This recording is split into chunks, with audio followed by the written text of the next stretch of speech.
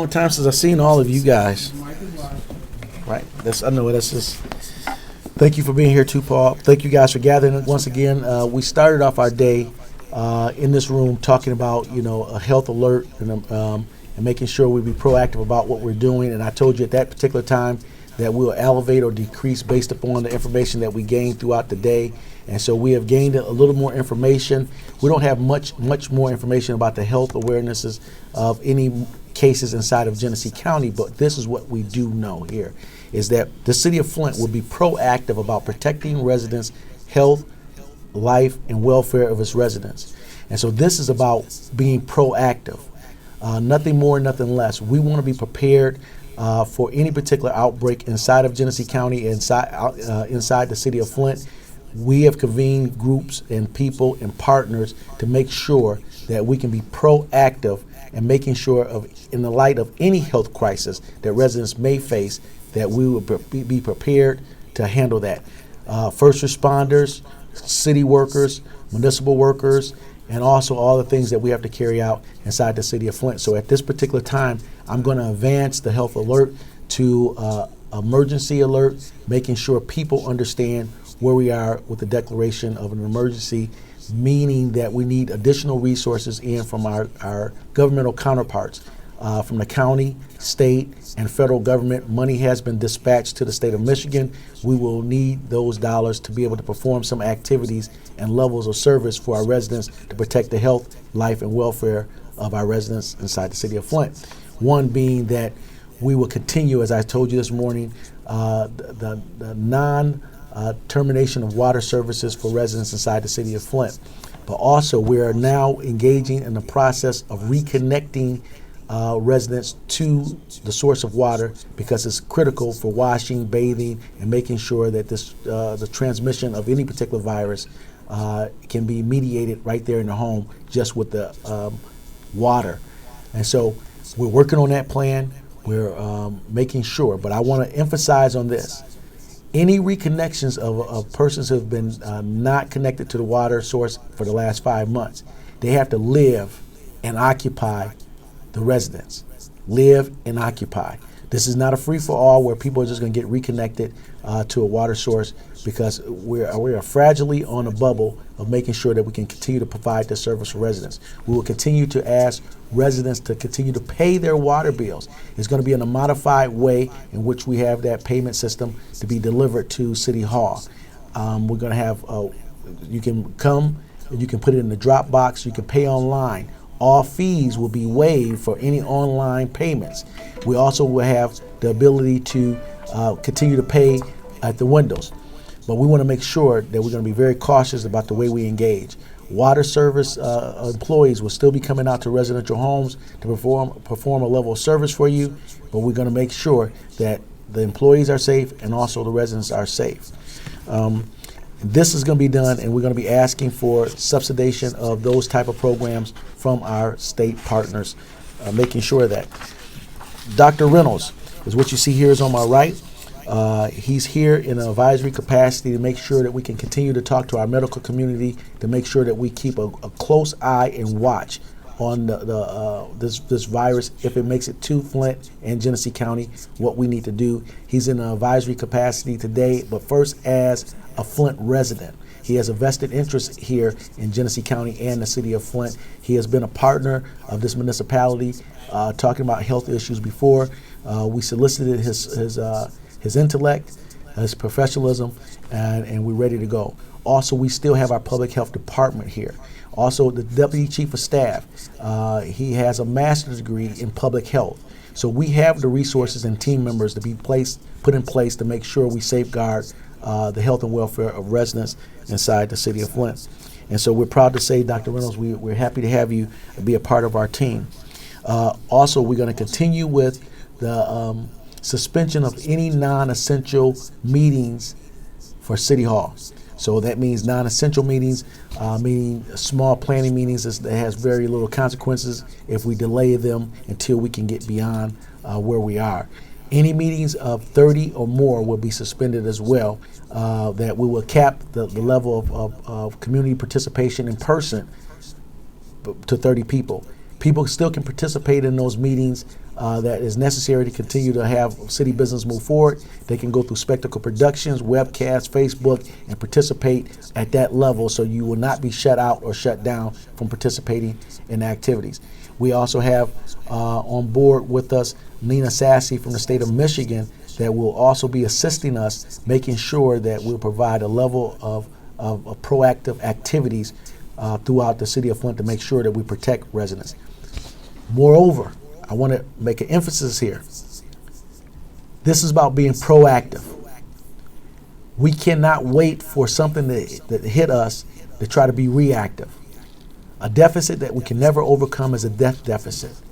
I'm not willing to lose any residents inside the city of Flint because we were not ready. We're getting ready.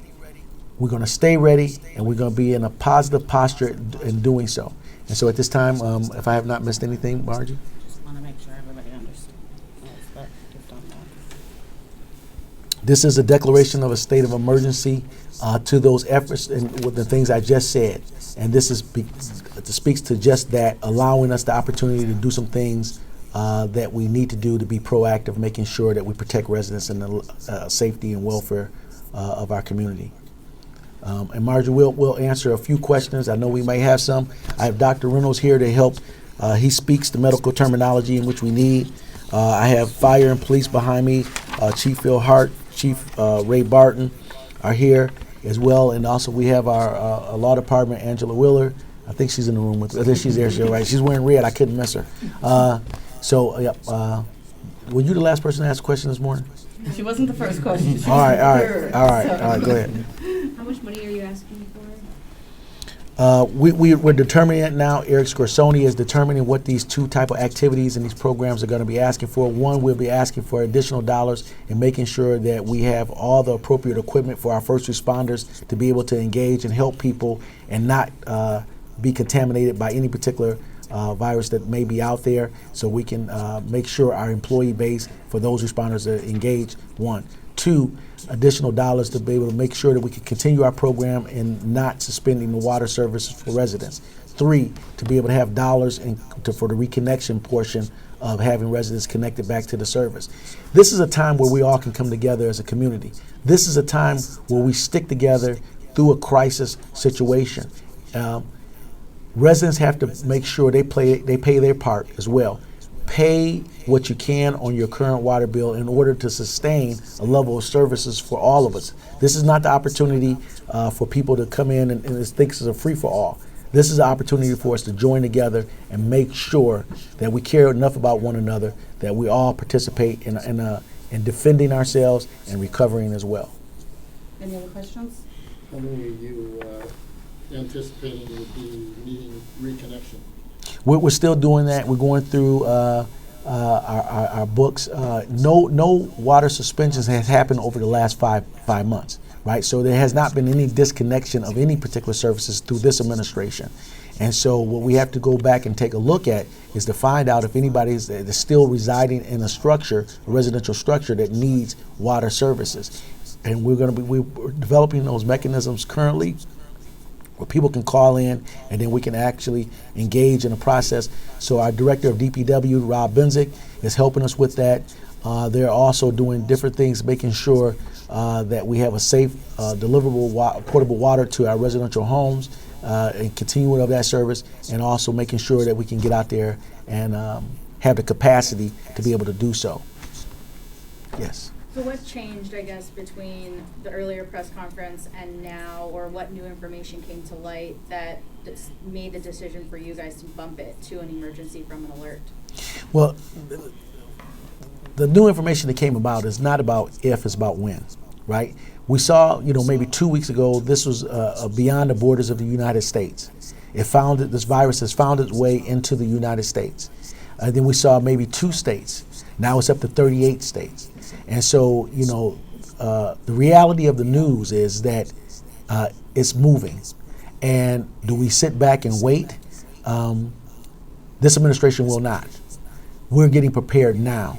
We're proactive about saving lives in our community. We don't want this thing running through our community without being challenged and alerting our public to what they need to do. And so it's up to us as the leading governmental organization inside of the county to be able to step up and speak to this, to talk about what the CDC has recommended to residents. I think Dr. Reynolds told me today, when I wash my hands, sing Happy Birthday or one of the Bee Gees songs, Staying Alive, right? And so, and those type of things has to be transmitted using our media partners, all of you, to let residents know how to protect themselves. If we step back, and this goes to your question, and wait, it may be too late for somebody. And so we're not willing to take that chance. Does bumping it up to a state of emergency potentially give the city more money from the state, or get the city more money from the state? Well, what we need is the money that we need, right? Not more money or less money. We just need money to protect the health and welfare of the residents inside the city of Flint. And so this gives us access to a lot of different things that we may need to do. It cuts corners and say, instead of me going through a process of trying to get some things delivered for residents, to making it a short connection for us to do so. Suspending meetings and those different things, and rewriting personnel documents, it gives us the ability to be able to enhance that effort on a quicker delivery. Yep. I think let me get somebody in the back before I come back to you. Was that it? Paul, you had anything? No, I do not. Okay. Does the state of emergency allow you to cancel the council meetings? The council meetings are charter mandated. They are our partners in this. They are a co-equal branch of government, and I think they will make a good judgment call on that. But what could happen here is that I don't want to see any council meetings canceled, because we can have meetings, and we have to really talk about how does those meetings look. When I say that you cannot have more than 30 in attendance, that definitely eliminates some ability for this disease to transmit, a virus to be transmitted amongst people. But we do have essential services to the governance of this community that needs to happen, and it has to happen with our co-equal branch of government. And so I wouldn't want to see council meetings canceled, but we definitely will have to operate inside of the governance of law and charter, whether it be a council meeting telecast only by Facebook or whatever, and having the public participation at that particular point. But right now, this will not cancel. This does not cancel any council meetings, and I expect council meetings to go on as scheduled. Yes. Does the state of emergency, the calling of the state of emergency, allow you to void the Open Meetings Act? No, that's not what I'm saying at all. I'm saying that we're operating with a heightened sense of awareness, right? Just short of paranoia. But the thing of it is that we're not paranoid. We know that this virus is amongst us around somewhere in the state of Michigan, right? So we have to be able to be proactive enough to say that we understand that, and let's be ready. And so this is not about violating any laws. This is not about trying to secure additional dollars to fund other places beyond the recovery of this community in total. This is about being smart. Being smart. If you know something's bad, let's be smart about it. Educating the public. So this is more about enhancing the level of awareness for our residents than anything else, right? So wash your hands, sanitize, stand 3 feet back. How far are you? That's too close, right? Okay. Stand 3 feet back away from one another. Be proactive about your health and the welfare of your family. All right. You heard any more specifically from the governor on helping with water bills? We are still making those proposals, getting the numbers together. We have to make a request for what we really need, because other communities inside the state of Michigan is going to need assistance and help as well. We're not going to be one of those opportunists to try to take more than what we need.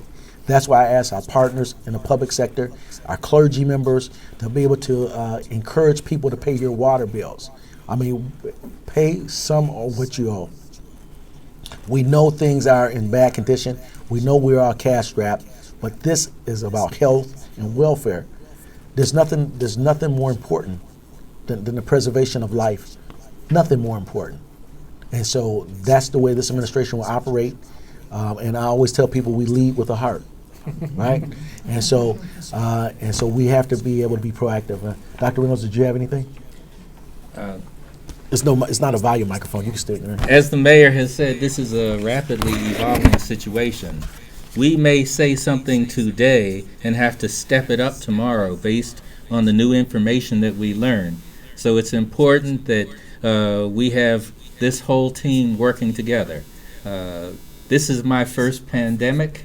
I'm sure it's everybody's first pandemic in the United States.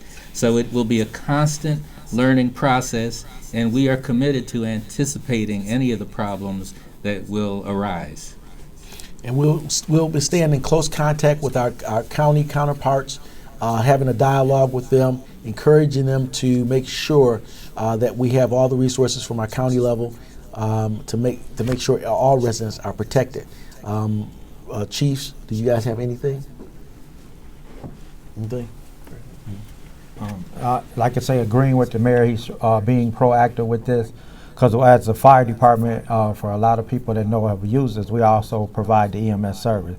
So when we respond, we're going to be responding to homes where additionally people don't know, and we walking in never knowing what we're walking into. So that's why it's important for us to try to get additional PPE, personal protection equipment, such as masks, gloves, and those things that we foresee using more than now, because we can't just treat it like a routine run anymore. So again, we got to be equipped and prepared for when we go dispatch to a person's home.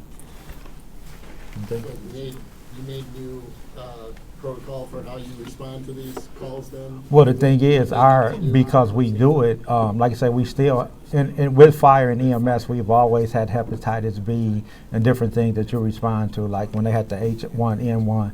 And so we always prepared, and when we go to the hospital, they always washing their hands for the 20 seconds that they recommend under warm water and things like that. So we've done it and being prepared. But just with the flu, we know as you watch around the country, it starts off and it takes off like a rocket. So one person get it, and next thing you know, it's 100.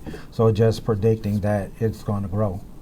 That's what we got to be prepared for. How to handle it, everybody's trained, and we constantly have yearly training that's mandated in the fire EMS service, bloodborne pathogens and things like that. So protecting yourself from PPE, those are things that fire train on every year, and it's required by Genesee County Med Control in the state of Michigan. So we always prepared. It's just having the equipment to do the job now, because it's going to increase now. You got to treat everything as you walking in a potential hazard with this coronavirus. So I would just echo what Chief Barton is saying. That's exactly what we do too. We're out there every day, and we're dealing with any situation that arises. We are trained in these situations, and we just want to get out ahead of this and make sure that our officers are aware, as well as the public, that we need cooperation. And again, having the resources available will help us immensely in being able to keep a lid on this. And the ideal situation is if nobody in the city of Flint contracts this virus. That's the ideal situation. But it doesn't mean that we should not be prepared if it does occur, and making sure essential city services maintains a level of partnership and providing service for residents is equipped to be able to do so. We have to plan for those things. We do fire drills, not because there's a fire in the house, because we have to get ready to prepare for it. And this is beyond more of a drill, because we know that this virus is in the state of Michigan. Angela, do you want anything? Or? No. Okay, all right. So we're all good, and thank you guys for being with me for most of your day. Right? So, Thank you, everyone. thanks. No, okay. Sorry, could I get this fellow information?